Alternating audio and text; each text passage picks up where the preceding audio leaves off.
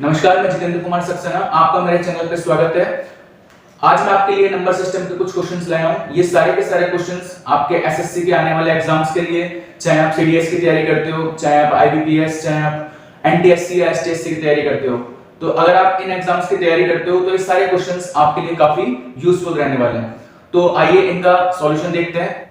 देखिए, question number first दिया हुआ है आपको सिंप्लीफाई करना है इस टर्म को। ठीक है, ये एक टर्म है जिसका आपको क्यूब रूट निकालना है और क्यूब रूट निकालने के बाद आपको ऑप्शन में से एक ऑप्शन को चूज करना है। तो देखिए, जब आपको क्यूब रूट निकालना है तो ऐसा भी हो सकता है कि कोई फॉर्मूला हो जिसका आपको क्यूब रूट निकालने के लिए बोला है, तो बस हमको इसको सिंप्लीफाई करना है और इसका आंसर निकालना है। देखिए, सबसे पहले आप ऐसे सोचिए, a की मल्टीप्लिकेशन होगी रूट a के साथ, मतलब यहां पर a की एक पावर है और यहां पर आधी पावर है, तो यहां पर a की अगर मैं आपको कहूं तो 3/2 पावर है। ठीक है, इसके बाद अगर मल्टीप्लाई करते हैं, देखिए यहां पर तो 3 a की पावर तो हाफ है और b की पावर पूरी 1 है, प्लस यहां पर आप मल्टीप्लाई करेंगे तो देखिए 3 a की पावर 1 और b की पावर क्या है, हाफ, प्लस अब जब आप b की मल्टीप्लाई करेंगे रूट b के साथ, तो देखिए यहां पर 1 पावर है, यहां पर हाफ पावर है, तो b की पावर कितनी होगी, 3/2, और इसकी एक्चुअल में कितनी पावर चल रही है, 1/3 पावर चल रही है। ठीक है, क्यूब रूट के लिए आप 1/3 लिखते हैं। तो अब देखिए, अगर इसको आप देख पा रहे हैं तो आप इसको ऐसे लिख पाएंगे कि a की पावर हाफ, ठीक है, और इसकी पावर कितनी है, 3। देखिए 3/2 को आप लिख सकते हो 1/2 into 3, प्लस यहां पर आप कॉमन क्या देख पा रहे हैं, यहां पर आप कॉमन देख पा रहे हैं 3 a की पावर हाफ और b की पावर हाफ, तो आपके पास बचेगा क्या, आपके पास बचेगा a की पावर हाफ प्लस b की पावर हाफ, प्लस अगर b की पावर हाफ निकाल लेते हैं तो ये कितना बचा, 3, और इसकी पावर कितनी चल रही है, 1/3।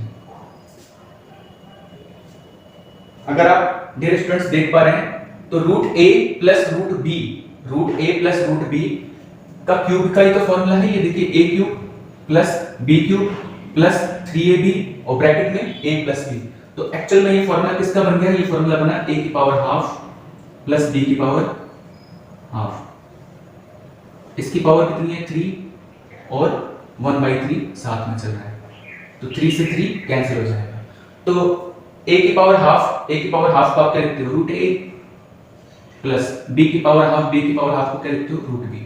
तो इसका ऑप्शन नंबर जो a है वो इसका राइट आंसर। देखिए नेक्स्ट क्वेश्चन है, इफ a की power 1/a equals to b की power 1/b equals to c की पावर 1/c, ठीक है, एंड a की पावर bc प्लस b की पावर ca प्लस c की पावर ab, इसकी वैल्यू दे रखी है 729, तो आपसे वैल्यू पूछिए a की पावर 1/a की वैल्यू क्या होगी। ठीक है, ये आपको ऑप्शन दे रखे हैं इस तरह से। तो ऐसे क्वेश्चन को जब आप सॉल्व करना हो तो देखिए a की पावर 1/a, b की पावर 1/b और c की पावर 1/c, ये तो इक्वल है, इसको आप k के इक्वल मान लीजिए। ठीक है, a की पावर 1 के इक्वल मान लीजिए, यानी कि k के इक्वल मान लीजिए। ठीक है, अब देखिए आपको जो गिवन पार्ट है वो a की पावर bc है, लेकिन आपको जो इक्वल पार्ट दे रखा है वो दे रखा है a की पावर 1/a, तो आप इस पार्ट को किस तरह से लाएंगे, यहां से आपको ये सोचना पड़ेगा। तो देखिए डिनोमिनेटर में a है, यहां पर डिनोमिनेटर में b है, यहां डिनोमिनेटर में c है। ठीक है, तो अगर a b और c का मैं आपसे पूछूं एलसीएम क्या होगा, तो इसका एलसीएम क्या होगा, abc होगा, तो मल्टीप्लाई आप abc से कर दीजिए, यहां पर भी आप मल्टीप्लाई abc से कीजिए और यहां पर भी आप abc से मल्टीप्लाई कर दीजिए। ठीक इसी तरीके से यहां पर भी आप abc से मल्टीप्लाई कीजिए, तो अब इससे फायदा क्या होगा, देखिए a से a कट जाएगा तो a की पावर bc, ये रहा, b से b कटेगा तो b की पावर ac, वो आपको यहां दे रखा है, c से c कट जाएगा तो c की पावर ab, वो इस तरह से आपको दे रखा है। अब देखिए a की पावर bc की वैल्यू भी क्या है, k की पावर abc, b की पावर ac की वैल्यू क्या दे रखी है, k की पावर abc, और c की पावर ab की वैल्यू भी क्या दे रखी है, k की पावर abc। तो अगर आप इनको जोड़ेंगे तो देखिए जोड़ने के बाद आपके पास क्या आएगा, 3 into k की पावर abc, a की पावर bc की जगह आप क्या रखेंगे, k की पावर abc, b की पावर ca की जगह भी आप ये रखेंगे, c की पावर b की जगह भी ये रखेंगे, तो जब इनको आप ऐड करेंगे तो 3 तो आएगा ही आएगा, तो 3 into k की पावर abc, और इसकी वैल्यू किसके इक्वल है, 7 to 9 के इक्वल है। तो जब आप इसको 3 से काटेंगे, ठीक है, 3 से आप 7 to 9 को काटेंगे तो कितना आएगा, 243 आ गया। ठीक है, अब अगर मैं आपसे यहां से पूछूं k की वैल्यू क्या होगी, तो देखिए k की वैल्यू क्या होगी, 243 और इसकी पावर क्या हो जाएगी 1/abc, यही होगा। या फिर आप इसको ऐसे लिख सकते हो कि 2 4 3 और इसकी साइड्स कितनी होगी, इसकी साइड होगी a b c, यही होगा। और एक्चुअल में जो k है वो a की पावर 1/a के इक्वल भी था, यही जो k है ये a की पावर 1/a के इक्वल था। हमने शुरू में क्या रखा था, हमने a की पावर a को k के इक्वल माना था, b की पावर 1/b को k के इक्वल माना था, c की पावर 1/c को k के इक्वल माना था। k की वैल्यू निकल कर आ गई, k की वैल्यू निकल कर आ गई, मतलब a की पावर 1/a की वैल्यू निकल कर आ गई। और a की पावर 1/a की वैल्यू क्या आई है 243 और इसकी सेट्स कितनी आई है a b c, और यही ऑप्शन इसका आंसर है, क्योंकि आपसे पूछा गया है a की पावर 1/a पूछा है, तो ऑप्शन नंबर जो बी है वो इसका राइट आंसर है। देखिए नेक्स्ट क्वेश्चन है, there are 4 prime numbers written in ascending order, the product of the first 3 is 385 and that of last 3 is 1001, the last number is, देखिए 4 प्राइम नंबर है जिसमें से पहले 3 का प्रोडक्ट है 385, 4 प्राइम नंबर है जिसमें से पहले 3 का प्रोडक्ट 385 है और उसके बाद में जो 3 प्राइम नंबर है उनका प्रोडक्ट दे रखा है 1001, ठीक है। तो पूछा है लास्ट नंबर क्या होगा, तो आंसर तो एक प्राइम नंबर ही होगा, तो आंसर एक प्राइम नंबर होगा, तो मतलब सी तो ऑप्शन हो ही नहीं सकता, सी तो आंसर आ ही नहीं सकता, ठीक है। अब आप ऐसे सोचिए, देखिए 4 प्राइम नंबर है, आपने प्राइम नंबर सोचे a b c और d, आपने इस तरह से प्राइम नंबर सोचे। अब आपने कहा कि इनको असेंडिंग ऑर्डर में लिखना है, असेंडिंग ऑर्डर में लिखना है तो सबसे पहले सबसे छोटा प्राइम नंबर, उसके बाद उससे बड़ा, उसके बाद उसके बाद। अब इधर का फर्स्ट 3 जो प्राइम नंबर है इनका प्रोडक्ट है 385, तो पहले कौन होंगे a b c यही होंगे, और लास्ट के 3 जो प्राइम नंबर है वो कौन से होंगे b c और d, और इनका प्रोडक्ट दे रखा है 385 और 1001 दे रखा है, यही दे रखा है। अब आप एक चीज बताइए, इसने पूछा है लास्ट नंबर क्या होगा, ठीक है। आप खुद ही देखिए, जो फर्स्ट 3 प्राइम नंबर और लास्ट 3 प्राइम नंबर है इसमें से 2 प्राइम नंबर तो आपस में मैच ही खाएंगे bc, और यहां पर भी bc है तो आपस में कैंसिल हो जाएंगे, तो एक्चुअल में a से d का जो रेशियो है वो 385/1001 है, लेकिन अभी भी इसको सिंपलेस्ट फॉर्म में लाना है, ठीक है। तो आप एक चीज जानते हैं कि 1001 तो क्या है, 1001 तो 7 11 और 13 का प्रोडक्ट है, और एक्चुअल में 7 और 11 देखिए जो b और c है यही ऊपर भी आए होंगे, तो ऊपर भी 7 रहा होगा और 11 रहा होगा, ठीक है। तो ये आपका फर्स्ट नंबर है। अब आप खुद ही सोचिए, 7 और 11 से 7 और 11 कट गए, फर्स्ट नंबर इसने पूछा नहीं है, अगर ये पूछता तो आंसर कितना जाता 5 आ जाता, क्योंकि 7 से पहले प्राइम नंबर क्या आ सकता था 5 ही आ सकता था। असेंडिंग ऑर्डर में लिखना है तो 5 के बाद 7 ही लिखेंगे, 7 के बाद 11 ही लिखेंगे, फिर 7 के बाद 11 लिखेंगे, 11 के बाद 13 लिखेंगे, तो जो आपसे लास्ट नंबर पूछा है वो लास्ट नंबर आपका क्या हो जाएगा 13 इसका राइट आंसर है। अगर ये पहला नंबर पूछता यानी a पूछता तो इसका आंसर कितना हो जाता 5 हो जाता, ठीक है। देखिए नेक्स्ट क्वेश्चन है, what is the remainder when 7 की पावर 38 इज डिवाइडेड बाय 48, अगर 7 की पावर 38 को 48 से डिवाइड किया जाए तो आपके पास रिमाइंडर यानी शेषफल क्या बचेगा, ये क्वेश्चन पूछा गया है, आपको ये ऑप्शन दे रखे हैं।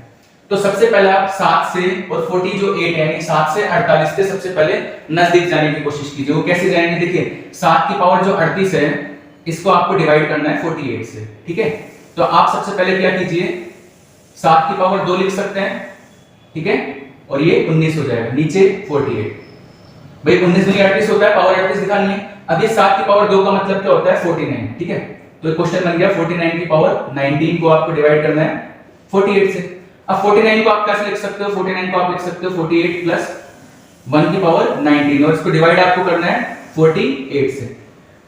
तो अगर आपने रिमाइंडर थ्योरम पढ़ी है, बाइनोमियल थ्योरम पढ़ी है, तो 48 से 48 ये तो कैंसिल हो जाएगा, ठीक है।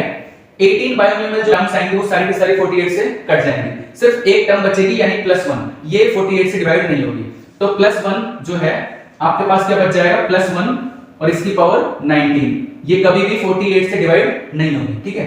तो आपके पास रिमाइंडर क्या बचेगा +1 की पावर 19 का मतलब क्या होता है +1, इसका राइट आंसर होगा जो कि ऑप्शन नंबर बी है। देखिए नेक्स्ट क्वेश्चन है, the product of 3 consecutive integers is 8 times their sum, the sum of their square is, कोई 3 लगातार इंटीजर्स हैं, पूर्णांक हैं, ठीक है, जिनका प्रोडक्ट जो है वो उनके योग का 8 गुना है, ठीक है। तो आपने सबसे पहले इंटीजर सोचने हैं, तो आपका पहला इंटीजर a, दूसरा इंटीजर a+1 और तीसरा इंटीजर a+2, ये इस तरह से इसलिए लिखे हैं क्योंकि क्वेश्चन बोला गया कॉन्सेक्यूटिव है, ठीक है। अब ये इनका प्रोडक्ट होगा, अब जो इनका प्रोडक्ट है वो इनके सम का मतलब a+a+1 प्लस ए प्लस 2 इसका 8 टाइम्स है, ये क्वेश्चन है, ठीक है। तो आपको इस पार्ट को सॉल्व नहीं करना है अभी आप पहले इस वाले पार्ट को सॉल्व कीजिए। तो देखिए यहाँ पर ये a कितनी बार आ जाएगा, 3 टाइम्स आएगा, तो a 3a हो गया, 3a की आपने 8 से मल्टीप्लाई की, ठीक है। तो 24 आपने 3 को बाहर निकाल लिया, 24 कॉमन ले लिया, तो यहाँ पर आपके पास क्या बच गया a। अब देखिए 2 और 1 3, ठीक है। 3 की जब आपने 8 से मल्टीप्लाई की तो 24 आ गया, 24 आप कॉमन ले चुके हैं, तो अंदर आपके पास क्या बचेगा, 1 ही बचने वाला है, ठीक है। तो अब आपके पास क्वेश्चन आ गया a इसकी मल्टीप्लाई a + 1 से a + 2 से, और RHS में 24 a + 1, तो a + 1 से तो a + 1 कैंसिल हो जाएगा, ठीक है। अब देखिए क्वाड्रेटिक इक्वेशन बन जाएगी, लेकिन क्वाड्रेटिक पे आपको जाना नहीं है। कोई दो नंबर है जिनका प्रोडक्ट क्या होगा, 24 होगा। एक नंबर है उससे दूसरा नंबर 2 ज्यादा है, तो ऐसे तो 4 और 6 ही होगा। देखिए a अगर 4 है तो a + 2 कितना होगा, 6 होगा, और 4 की 6 से मल्टीप्लाई करके 24 आएगा। तो आपके पास आ गया पहला इंटीजर आ गया 4, दूसरा इंटीजर यानी a + 1 आपके पास कितना आ जाएगा 5, और तीसरा इंटीजर यानी a + 2 आपके पास कितना आ जाएगा 6।